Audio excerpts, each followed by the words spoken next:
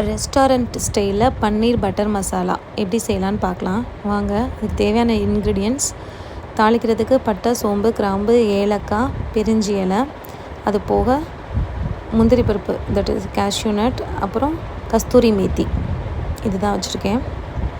இப்போது 2 பெரிய வெங்காயம், அப்புறம் பன்னீர், அப்புறம் கேப்சிகம், ஹாஃப் கேப்சிகம் இருந்தாலும் போதும், இல்லைனா ஒரு ஃபுல் கேப்சிகம் எடுத்துக்கோங்க சின்னது. தக்காளி வந்து ஒரு 4 தக்காளி, சின்ன தக்காளி. அப்புறம் பட்டர், கண்டிப்பாக ஒரு 3லேருந்து 4 ஸ்பூன் பட்டர் வேணும். வந்து சில்லி ஃப்ளேக்ஸ் அதை எடுத்திருக்கேன். இப்போ ஃபஸ்ட்டு பேன் ஹீட் ஆனதும் ஃபஸ்ட்டு ஒரு ஸ்கூப் பட்டர் வந்து நீங்கள் ஆட் பண்ணிடுங்க. இதில் மோஸ்ட்லி நம்ம ஆயில் ஆட் பண்ணாமல் பட்டரில் தான் குக் பண்ண போகிறோம்.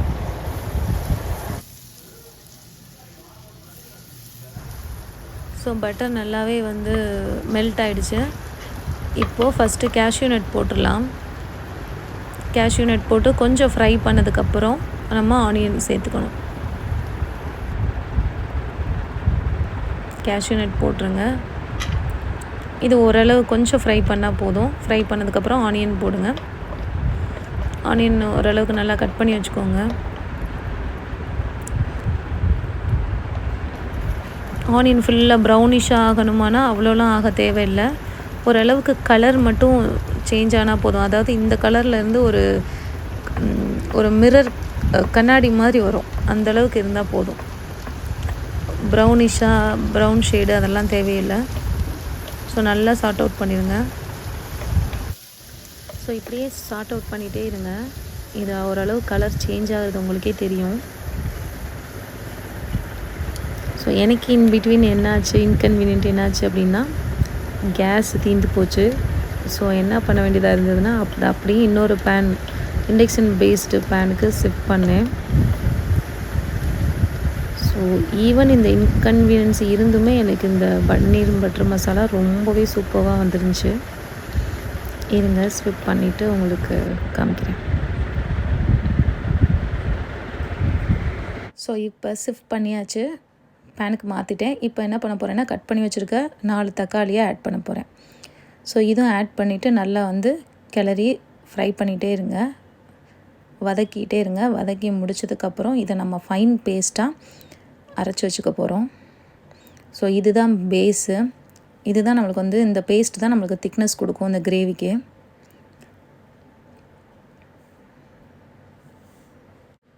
இதில் என்னென்ன ஆட் பண்ணேன், பட்டர் போட்டேன், அதுக்கப்புறம் முந்திரி பருப்பு போட்டிருக்கேன், ஆனியன், டொமேட்டோ, இதுக்கு தேவையான சால்ட்டு. இது போட்டதுக்கப்புறம் இதை நல்லா வதக்கிட்டு இதை ஒரு பிளேட்டில் எடுத்து ஆற வச்சுருங்க. ஆறினதுக்கப்புறம் அதை கிரைண்ட் பண்ணி ரெடியாக வச்சுக்கோங்க. இதை நல்லா வதக்கிட்டு ஒரு லிட்டு வச்சு க்ளோஸ் பண்ணிடுங்க. மூடி போட்டு மூடி வச்சிட்டிங்கன்னா இன்னும் சீக்கிரமாகவே குக் ஆயிரும். ஸோ மூடி வச்சுட்டு அப்புறம் கிரைண்ட் பண்ணிக்கோங்க. நெக்ஸ்ட்டு பேனில் பட்டர், அப்புறம் கொஞ்சம் ஆயில் ஆட் பண்ணிவிட்டு அதில் பட்டை, கிராம்பு, சோம்பு, பிரிஞ்சி இலை, அப்புறம் 2 ஸ்பூன் ஜிஞ்சர் கார்லிக் பேஸ்ட்டு இதெல்லாம் போட்டு ஃப்ரை பண்ணதுக்கப்புறம் திருப்பி அதில் கேப்சிகம், கட் பண்ணி வச்சுருக்க கேப்சிகமும் ஆட் பண்ணி நல்லா வந்து சார்ட் அவுட் பண்ணிகிட்டே இருங்க. அது கேப்சிகம் நல்லா குக் ஆகட்டும். குக் ஆனதுக்கப்புறம் நம்ம முன்னாடியே ரெடி பண்ணி வச்சுருக்க அந்த ஃபைன் பேஸ்ட்டு இதில் ஆட் பண்ணிடலாம். அந்த கிரைண்ட் பண்ணி வச்சுருக்கோம்ல அந்த மசாலா கலவை, அதை இதில் ஆட் பண்ணிடுங்க. இதில் ஆட் பண்ணிவிட்டு நல்லா அகைன் கிளறி விடுங்க.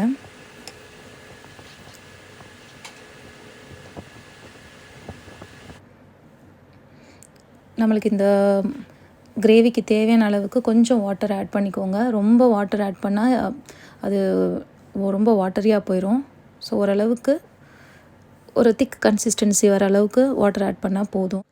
இப்போ இந்த கிரேவிக்கு தேவையான மசாலா, ஃபஸ்ட்டு 1 ஸ்பூன் கரம் மசாலா, கறி மசால் பொடின்னு சொல்லுவோம்ல அது. அதுக்கப்புறம் 2 spoon chilli powder, Kashmiri chilli எடுத்துக்கிட்டிங்கன்னா ஃபார் பெட்டர், கலர் கொடுக்கும் உங்களோட டிஷ்ஷுக்கு, அதனால் காஷ்மீரி சில்லி எடுத்துக்கோங்க. அடுத்து 1/2 ஸ்பூன் மல்லித்தூள், கோரியாண்டர் பவுடர். நெக்ஸ்ட்டு இதுக்கு தேவையான அளவுக்கு சால்ட்டு. நம்ம முன்னாடியே கிரைண்ட் பண்ணும்போது கொஞ்சம் சால்ட் ஆட் பண்ணியிருக்கோம், அதனால் கொஞ்சம் ஆட் பண்ணால் போதும். இதை ஆட் பண்ணிவிட்டு நல்லா கிளறி விடுங்க. ஸோ கன்சிஸ்டன்சி பார்த்துக்கோங்க. இன்னும் கொஞ்சம் வாட்டர் ஆட் பண்ணால் ஓகேவாக இருக்கும். ஸோ நான் இன்னும் கொஞ்சம் தண்ணி ஆட் பண்ணியிருக்கேன். தண்ணி ஆட் பண்ணிவிட்டு நல்லா கிளறிக்கிறேன்.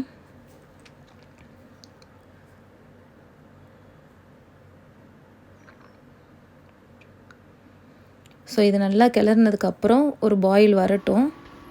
க்ளோஸ் பண்ணி வச்சுருங்க. ஒரு 5 to 6 மினிட்ஸ் நல்லா மீடியம் ஃப்ளேமில் பாயில் வரட்டும். அதுக்கப்புறம் பன்னீர் ஆட் பண்ணலாம். ஸோ பன்னீர் ஆட் பண்ணதுக்கப்புறம் ரொம்ப கிளறிக்கிட்டே இருக்கக்கூடாது. பன்னீர் ஃபுல்லாக அப்படியே ஸ்மாஷ் ஆயிரும். பன்னீர் ஆட் பண்ணதுக்கப்புறம் மெதுவாக தான் கிளறணும்.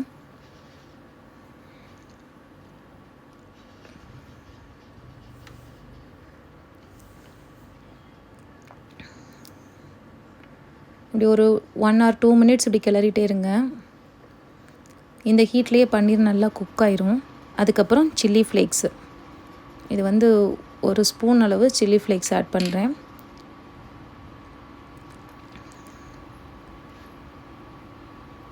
நெக்ஸ்ட்டு கஸ்தூரி மேத்தி எடுத்துக்கோங்க. அதுவும் ஒரு ஸ்பூன் அளவு எடுத்துட்டால் போதும்.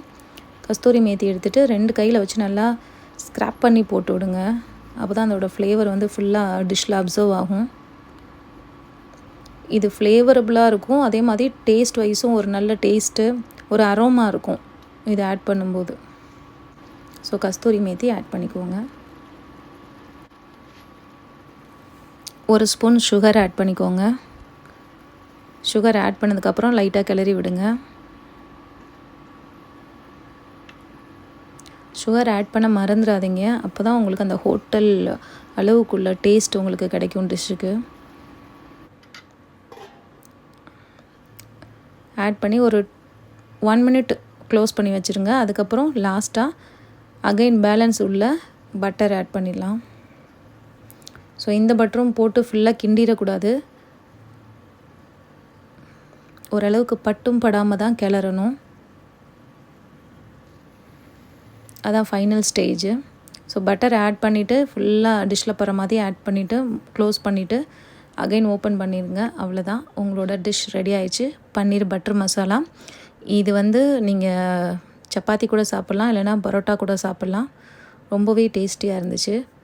இது ஃபஸ்ட் டைம் ட்ரை, இருந்தாலும் சூப்பராக வந்துருந்துச்சு எனக்கு அவுட்புட்டு ரிசல்ட்டு. அவ்வளோதான், ட்ரை பண்ணி பார்த்துட்டு ரிசல்ட் சொல்லுங்கள். ஸோ ஹெல்தியான பன்னீர் பட்டர் மசாலா சூப்பராக இருக்கும். ட்ரை பண்ணி பார்த்துட்டு சொல்லுங்கள். சேனலுக்கு சப்போர்ட் பண்ணுங்கள், லைக் பண்ணுங்கள், ஷேர் பண்ணுங்கள், சப்ஸ்கிரைப் பண்ண மறந்துடாதீங்க. தேங்க்ஸ் ஃபார் வாட்சிங்.